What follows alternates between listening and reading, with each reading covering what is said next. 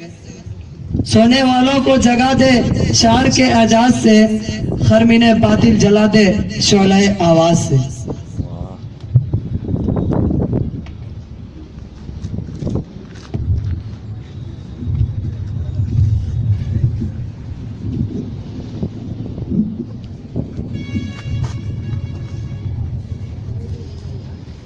السلام علیکم ورحمۃ اللہ وبرکاتہ۔ الحمد للہ نحمده ونستعینه ونستغفره ونؤمن به ونتوکل علیہ ونعوذ باللہ من شرور انفسنا ومن سیئات اعمالنا، من يهده اللہ فلا مضل له ومن يضلله فلا هادی له، ونشهد ان لا الہ الا اللہ وحده لا شریک له، ونشهد أن سيدنا مولانا محمدا عبده ورسوله صلى الله عليه وسلم تسليما كثيرا كثيرا. أما بعد فأعوذ بالله من الشيطان الرجيم. بسم الله الرحمن الرحيم.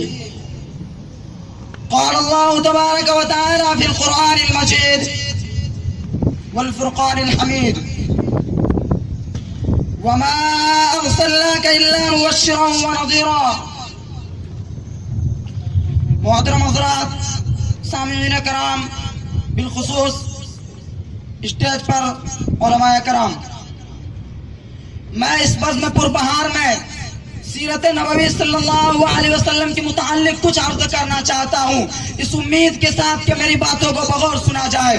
جب اسلام فاران کی چوٹی سے پھیلنا شروع ہوا اور آپ صلی اللہ علیہ وسلم اپنی نبوت کی روشنی سے دنیا والوں کو منور کرنے لگے تو باطل پرستوں میں کھلبلی مچ گئی۔ ساری قوت و طاقت، دل و دماغ نور اسلام کے بجھانے میں صرف کرنے لگے۔ راستے میں کانٹے بچھا کر، پتھروں سے دبا کر، تپتی ہوئی زمین پر سلا کر، آگ کے انگاروں پر لٹا کر، پھانسی کے پھندوں پر چڑھا کر، گھر بار اجاڑ کر پیارے رسول صلی اللہ علیہ وسلم کی آواز کو دبانے کی کوشش کرنے لگے، مگر حق کی آواز روز بروز بڑھتی جا رہی تھی۔ حضرات، سن 7 نوی محرم کا معنی ہے کہ مکہ کے تمام لیڈروں نے مل کر ایک میٹنگ کی۔ ابو جہل نے پوری قوم کو للکارا کہ غیور عربو، جس کو ہم بچہ کا کھیل سمجھ رہے تھے، وہ آج ہمارے دین و عزت و آبرو کے لیے طوفان بن چکا ہے۔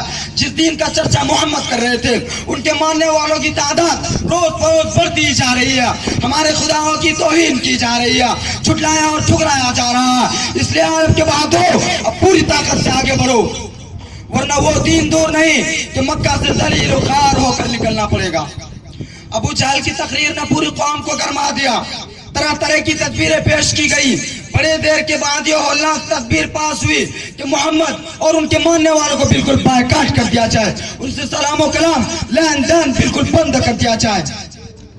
چنانچہ ایک عہد نامہ لکھ کر خانہ کعبہ کی دیوار پر لٹکا دیا گیا۔ یہ پوری قوم کا فیصلہ تھا، اس کے خلاف کرنے کے اختیار نہ تھا، کسی کو مجال نہ تھی۔ مسلمانوں کو شب ابی طالب میں بند کر دیا گیا، راستے پر پہرے بٹھا دیے گئے۔ مسلمانوں میں بچے، بوڑھے، جوان، عورتیں سب تھی۔ کھانے کے سامان دھیرے دھیرے ختم ہو گئے، درختوں کے پتے اور چھالے کھا کھا کر، کانٹے چبا چبا کر دن کاٹنے لگے۔ صرف ایک دن کے لیے پابندی ایام حج ہٹا لی گئی۔ مسلمان گھاٹی سے باہر آ گئے، کپڑے پھٹ گئے، آنکھیں دھس گئیں، قدم لڑکھڑا رہے تھے۔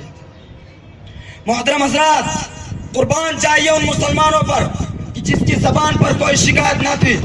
مسلمانوں کی خستہ حالت دیکھ کر کفار قہقہا لگا رہے تھے اور کہہ رہے تھے کہ مسلمانوں، کہ تم اپنا آبا و اجداد کو دین چھوڑ کر ہلاک و برباد ہو رہے ہو، تم اب بھی محمد کا ساتھ چھوڑ دو، ہم تم پر سے یہ ساری پابندیاں ہٹا لیں گے۔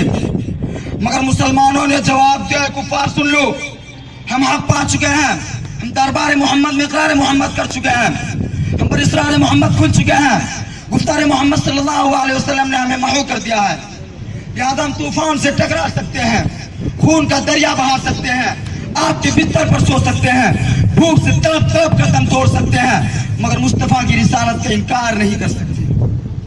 اس ابتلا و آزمائش کے بعد پورے 3 سال مکمل ہونے والے ہیں۔ خوراکی ختم ہو گئی، درختوں کے پتے اور چھالے ختم کر ڈالے، جوان بھوک سے چکرانے لگے، پھول جیسے بچے ماں کی گودوں میں تڑپنے لگے۔ اس گھاٹی کا سب سے چھوٹا بچہ عقیل اچانک آنکھیں کھول کر اپنی امی سے کہتا ہے کہ ماں مجھ کو بچاؤ، میں مر جاؤں گا، مجھ کو بچاؤ ورنہ میں مر جاؤں گا۔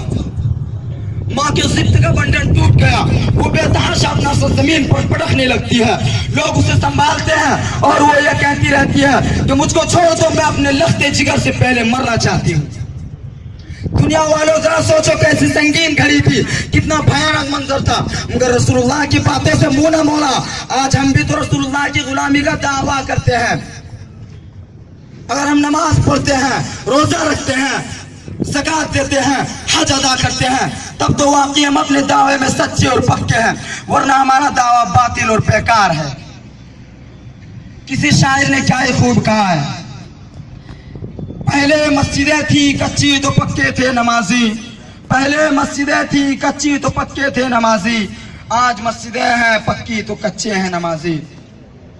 भला बताइए रसूलुल्लाह सल्लल्लाहु अलैहि वसल्लम और सहाबा कराम ने इसने मसाइब व आलाम क्यों कर बर्दाश्त किए? क्या वो लोग कमजोर थे? क्या वो लोग बेबस थे? नहीं, हरगिज नहीं। वो तो अर्श फर्श के, लोह कलम के, शजर हजर के, जिन्नो बशर के, हूर मलाइक के, खुश्क तर के रसूल हादी बनकर आए थे। और जो रसूल हादी बनकर आता है, अल्लाह उसको पूरा कादिर बनाकर भेजता है। आप सल्लल्लाहु अलैहि वसल्लम के पास इतनी कुव्वत और ताकत थी कि सिर्फ आप इशारा कर देते तो पूरे मक्का वालों पर पत्थर बरस जाता, पूरा मक्का वाला हलाको बर्बाद हो जाता। बहरहाल आप सरकार दो आलम सल्लल्लाहु अलैहि वसल्लम सजदे में गिरे हुए हैं। अबू तालिब जो आपके चचा हैं आते और कहते हैं कि भतीजे अब बर्दाश्त की ताकत नहीं, अब तलवार चलाने की इजाजत दो। हुजूर सल्लल्लाहु अलैहि वसल्लम ने फरमाया कि इंशाअल्लाह आज हम लोग इस घाटी से बाहर निकल जाएंगे। मुसलमान पूरे 3 साल के बाद दीनों दुनिया सलामत लेकर घाटी से बाहर आ गए और हमारा हाल ये है कि हम इसका मजाक उड़ाते हैं। मेरे दोस्तों, बहुत कुछ करने के बाद ये दीन हम तक पहुंचा है। हुजूर सल्लल्लाहु अलैहि वसल्लम अपनी उम्मत की बख्शिश के लिए हमेशा अल्लाह ताला से दुआएं क्या करते थे, रोया करते थे। इसी हाल में एक दिन हज़रत जिब्रील अलैहिस्सलाम तशरीफ लाते हैं और ये खुशखबरी और पैगाम सुनाते हैं कि हज़रतुल इज़्ज़त आली जा, शहंशाह आली जा, अल्लाह तबारक व तआला ने आपको सलाम फरमाया है। हुजूर सल्लल्लाहु अलैहि वसल्लम खूब जानते थे कि आखिर आप गमगीन क्यों रहते हैं, लेकिन फिर भी दरियाफ्त करते कि आखिर आप गमगीन क्यों हैं। हुजूर सल्लल्लाहु अलैहि वसल्लम ने फरमाया कि ना जाने क़यामत के दिन मेरी उम्मत के साथ क्या मामला होता होगा। हज़रत जिब्रील अलैहिस्सलाम हुजूर सल्लल्लाहु अलैहि वसल्लम को लेकर कब्रिस्तान के पास गए जहाँ 2 तरह के मुर्दे मदफून थे। एक मोमिन की कब्र पर हाथ मारते हैं और कहते हैं कुम बिज़निल्लाहि ताला, मुर्दा जो ही आवाज सुनता है कब्र से बाहर निकलता है, इस हाल में उसका चेहरा रोशन है और मुंह से ला इलाहा इल्लल्लाह मुहम्मद रसूलुल्लाह की आवाज आ रही है। आप सल्लल्लाहु अलैहि वसल्लम ने इसका मुलाहजा फरमाया।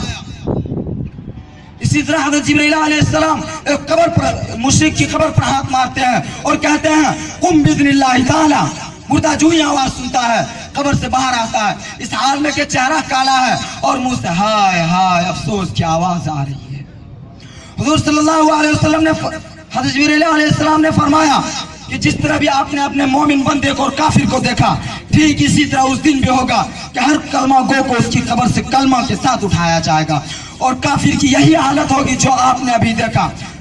आप सल्लल्लाहु अलैहि वसल्लम को इतना सुनना था कि दिल में तसल्ली और तशफ़ी हो गई। बरादरान मिल्लत, आपने देखा कि हुजूर सल्लल्लाहु अलैहि वसल्लम अपनी उम्मत की बख्शिश के लिए हमेशा माहुए तदब्बुर और तफक्कुर रहा करते थे, लेकिन आज हमारा हाल ये है कि हम उसके उम्मती होकर हुजूर सल्लल्लाहु अलैहि वसल्लम को इस तरह भुला दिया है कि खुद हमारा ज़मीर हम पर मुलामत करता है। याद करो उस वक्त को जब किसी का कोई पुरसान हाल ना होगा। अल्लाह ताला एक शख्स को बुलाएंगे और फरमाएंगे ए फला, ये तेरे गुनाहों के बड़े बड़े दफ्तर है। वो कहेगा ए मेरे मौला, मैंने ये सब गुनाह किया है। अल्लाह ताला फरमाएंगे मैंने तुम्हारे पास एक रसूल हादी भेजा था, वो तुमको इसके करने से रोकता और डराता था, लेकिन तुमने उनकी बात को ना मानकर इनकार और इस्तेहज़ा किया। लो अज़ाब अलीम का मजा चखो। और फरिश्ते को हुक्म होगा कि मुंह के बल घसीट कर जहन्नम में डाल दो। और इसी तरह जिसने इस दीन को दीन मानकर उस पर अमल किया तो उसका मामला बहुत आसान होगा।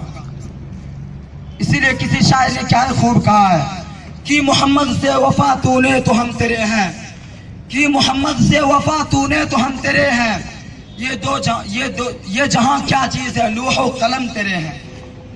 اللہ تبارک و تعالی ہم سب کو کہنے سننے سے زیادہ عمل کرنے کی توفیق عطا فرمائے. وآخر دعوانا الحمدللہ رب العالمین.